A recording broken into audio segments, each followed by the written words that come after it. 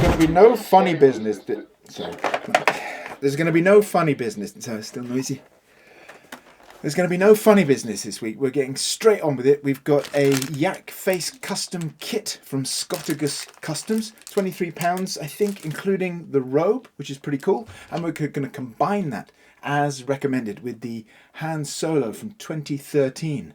I mean, what else are we going to do with this long neck lanky scoundrel now that there's a better sculpt available? So we're going to combine these two, and hopefully without too much fuss or shenanigans, we're going to make a nice simple custom and have a really cool yak face for the shelf. So to the painting cupboard.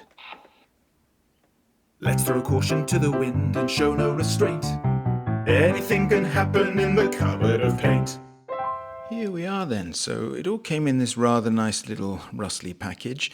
In particular, I was drawn to this cape. What a lovely piece of work this is. Nice bit of stitching, nicely finished. Put that aside for later. Nice to get a little thank you note as well. Thank you, Scottacus. All the bits here, got a forearm, 3 pairs of hands, which is really nice, and the head looks great. Really excited to get in there. Lots of detail, beautiful print, and then the hairy bits that go around his boots, I think.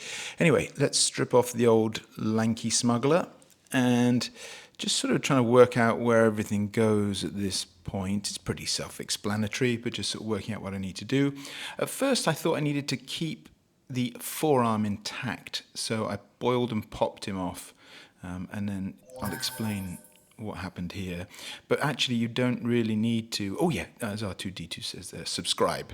I'm holding a knife, so subscribe. Here, so you don't need to worry about protecting the arm at all. You just want to cut it so that that circle join is still there, whatever that is, bracket. The arm then actually fits really snugly, I found, and you could get away without doing anything, but it's a 3mm hole, and so I found the inside of this pen was coincidentally also 3mm. So I just wedged that in there so it goes all the way through, holding the arm in place, and that acts as a little pivot, and then just cut the rest of it off. While I'm at it, I'm also trimming away the collars so that this neck piece sits down nice and snug on old Solo. I somehow managed to get this over. I felt like a magician with, the magic rings. I don't know how on earth that managed to fit over there, but it did. And the other one didn't and broke. But not to worry, because I'm going to glue it back. No damage done. In a way, it's kind of easier that it broke in half. On with the plastic putty. We've used this before, just to fill in the holes around the pen. So just to fill that bit in, just plopping it on, smoothing it in, making sure the arm still works, which it does. So the pen was doing its job, just sort of holding things together as a little sort of pivot. And then giving everything a prime with some black.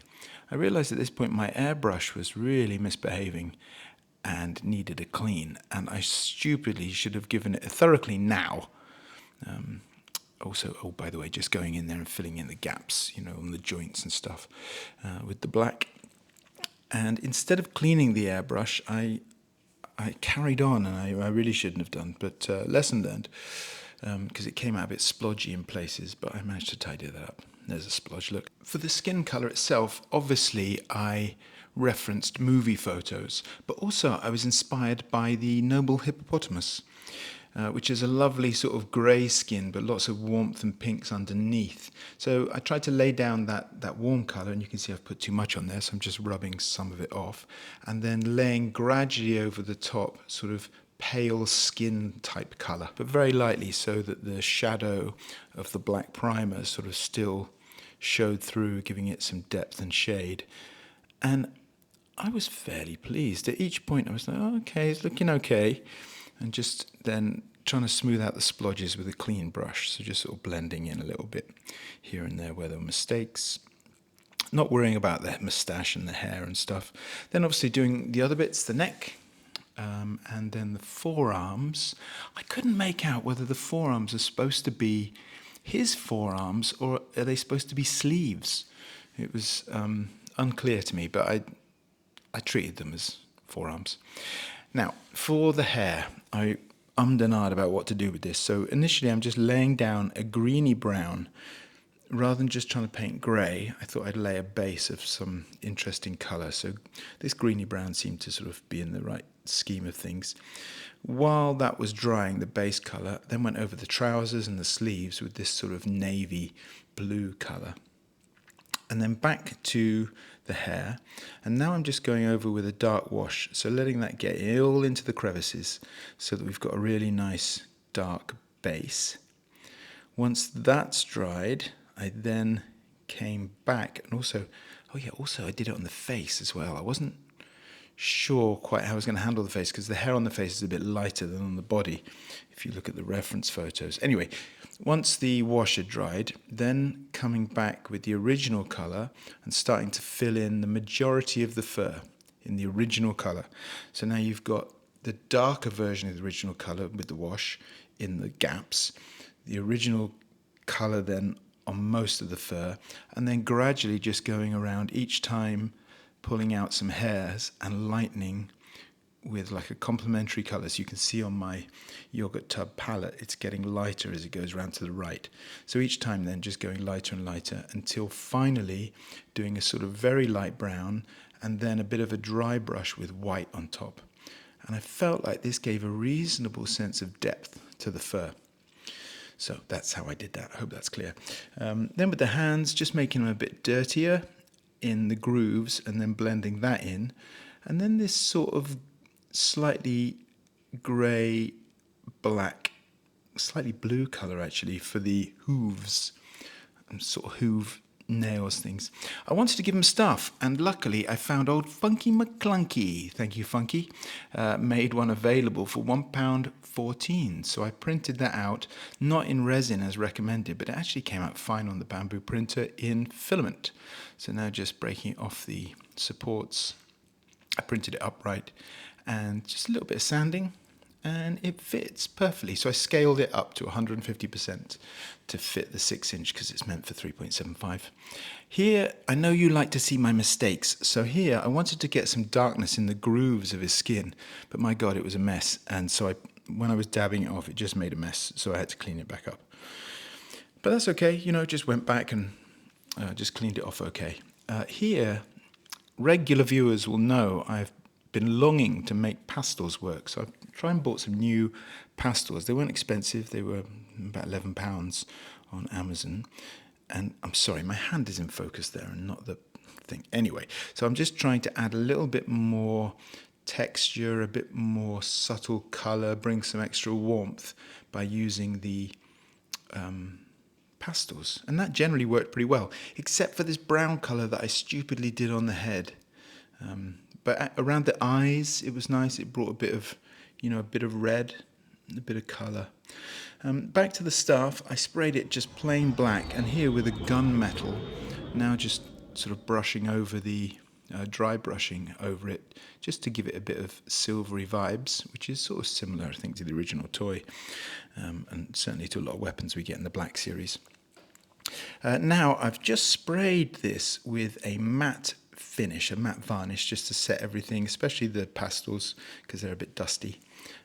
Even when they've been rubbed in, they're still prone to come off, I think. And now just going back over the top and glossing in the eyes. So we've got nice shiny eyes, which are black pupils with brown surrounds, obviously like a yak's eyes.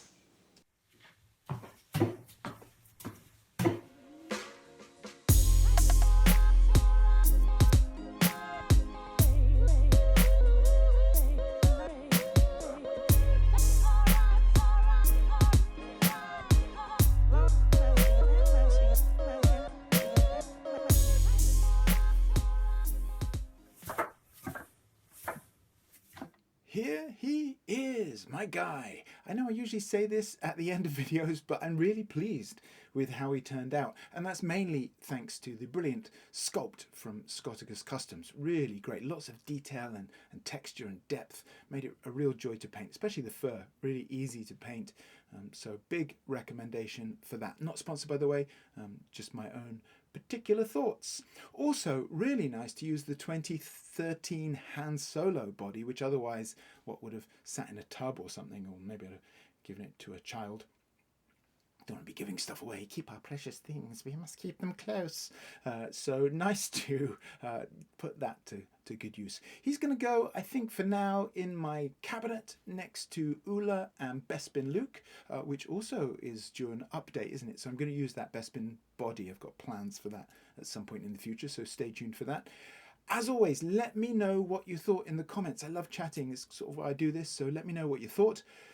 In particular, I'm pleased with the pastel work. I'm going to keep going with that because it does give some really nice subtlety of colour that I don't think I've really captured in the shooting of this, because it's difficult with the lighting and so on, and I'm not that great a camera person.